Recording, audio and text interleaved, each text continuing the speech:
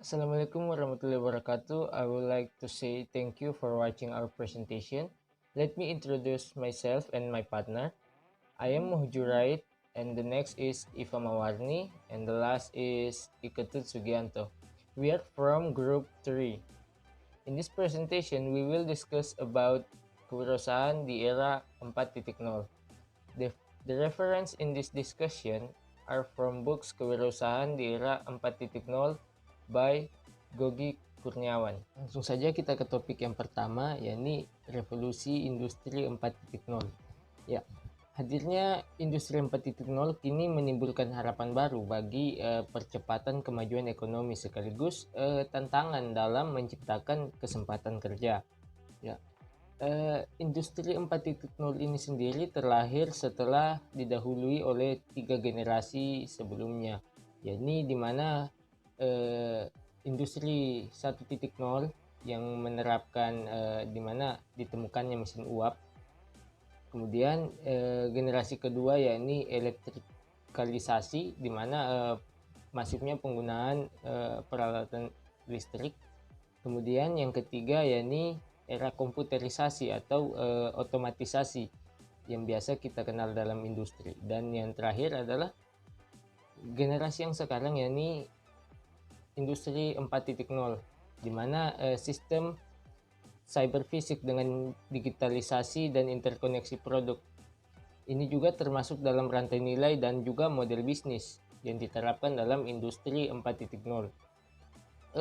Tidak hanya sebatas itu, industri 4.0 juga mencakup riset, jejaring pelaku industri, dan standarisasi industri seperti itu. Dengan interkoneksi atau penghubungan mata rantai produk, di mana perdagangan dapat diperpendek sehingga mempercepat mobilitas arus barang dan jasa dari produsen ke konsumen. Sehingga pada tahap lanjut, hal ini dapat menyebabkan penurunan biaya operasional sehingga berpotensi meningkatkan kegiatan ekonomi dan pendapatan produsen serta efisiensi konsumen. Namun dalam kehadiran industri 4.0 ini ada saja ancaman yang menyertainya, yakni pengurangan tenaga kerja. Tapi pengurangan tenaga kerja tersebut tidak berlaku untuk seluruh sektor. Ada beberapa sektor yang justru sebaliknya, seperti industri kreatif. Oke, selanjutnya adalah klasifikasi subsektor industri kreatif. Dalam industri kreatif ada berbagai macam subsektor atau contoh-contohnya. Berikut akan saya paparkan beberapa. Yang pertama yakni periklanan. Periklanan yakni kegiatan kreatif yang berkaitan dengan jasa periklanan atau memasarkan suatu produk atau jasa seperti itu. Kemudian periklanan ini termasuk ke dalam komunikasi satu arah dengan menggunakan medium tertentu seperti internet atau televisi, radio, dan berbagai macam media-media komunikasi lainnya seperti itu. Periklanan sendiri itu meliputi proses kreasi, produksi, distribusi, serta distribusi dari iklan yang dihasilkan. Kemudian yang selanjutnya adalah desain. Kegiatan kreatif yang berkaitan dengan kreasi, desain grafis, desain interior, dan berbagai macam model-model desain lainnya, seperti desain arsitektur dan lain-lain. Ini sangat dibutuhkan sekarang, apalagi dengan semakin berkembangnya media online, sehingga model industri atau ekonomi pekerjaan seperti ini itu bisa dilakukan dari rumah. Terlebih lagi dengan kondisi pandemi seperti saat ini, pekerjaan-pekerjaan desain itu bisa dilakukan dari rumah tanpa harus memiliki suatu kantor yang tetap berkat adanya internet, sehingga ini menjadi salah satu ekonomi yang cukup mampu bertahan walaupun dalam kondisi pandemi seperti ini.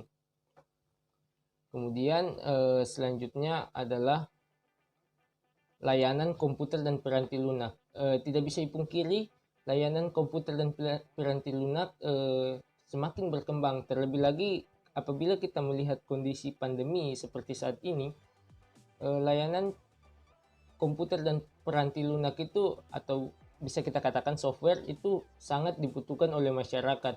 Terlebih lagi seperti video conference yang sangat dibutuhkan baik untuk pendidikan di Indonesia, di mana semua pembelajaran dilaksanakan via online, sehingga penyedia jasa-jasa layanan komputer dan piranti lunak atau software itu sangat pesat penggunaannya.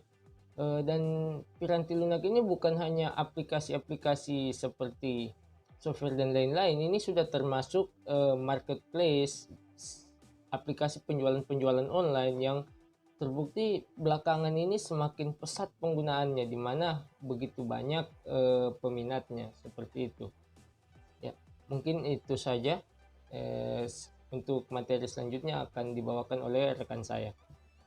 Assalamualaikum warahmatullahi wabarakatuh. Saya akan melanjutkan materi dari teman saya, yaitu hakikat kewirausahaan. Yang pertama, kewirausahaan adalah kemampuan menciptakan sesuatu yang baru dan berbeda. Yang kedua, kewirausahaan adalah suatu nilai yang diwujudkan dalam perilaku yang dijadikan sumber daya, tenaga penggerak, tujuan, strategi, proses, dan hasil bisnis. Dan yang terakhir, kewirausahaan adalah suatu proses dalam mengerjakan suatu kreatif dan inovasi yang bermanfaat dalam memberikan nilai lebih. Materi selanjutnya yaitu nilai-nilai hakiki kewirausahaan. Yang pertama itu, kita harus percaya diri. Yang kedua, kita harus memiliki jiwa kepemimpinan. Yang ketiga, berorientasi ke masa depan. Yang keempat, berani mengambil resiko. Yang kelima, kreativitas dan inovasi. Dan yang terakhir, berorientasi pada tugas dan hasil. Sekian dan terima kasih. Saya kembalikan kepada moderator. Baik, saya akan melanjutkan materi dari teman saya, yaitu tentang konsep 5D, di mana yang pertama dream, impian, dan visi yang jelas tentang masa depannya. Yang kedua decisiveness, yaitu kemampuan untuk mengambil keputusan secara akurat, penuh perhitungan, tidak lamban, dan tidak ragu-ragu dalam mengambil keputusan. Yang ketiga doors adalah mengambil keputusan dengan matang, maka seorang wirausaha akan segera menindaklanjuti dengan tindakan doors yang cepat dan terukur. Yang keempat, determination, yaitu melaksanakan kegiatan dengan penuh perhatian. Yang kelima, dedication, mempunyai dedikasi yang tinggi dan bertanggung jawab. Selanjutnya yaitu tentang konsep dasar kewirausahaan, entrepreneur atau kewirausahaan. Yang pertama, semangat, sikap, perilaku, kemampuan. Yang kedua, dalam menangani usaha dan kegiatan dengan upaya menciptakan, menerapkan cara kerja, teknologi, dan produk baru.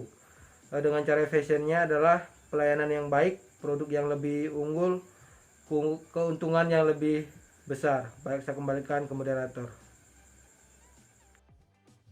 Alright, so that's it. Thank you very much for watching our presentation. Wassalamualaikum warahmatullahi wabarakatuh.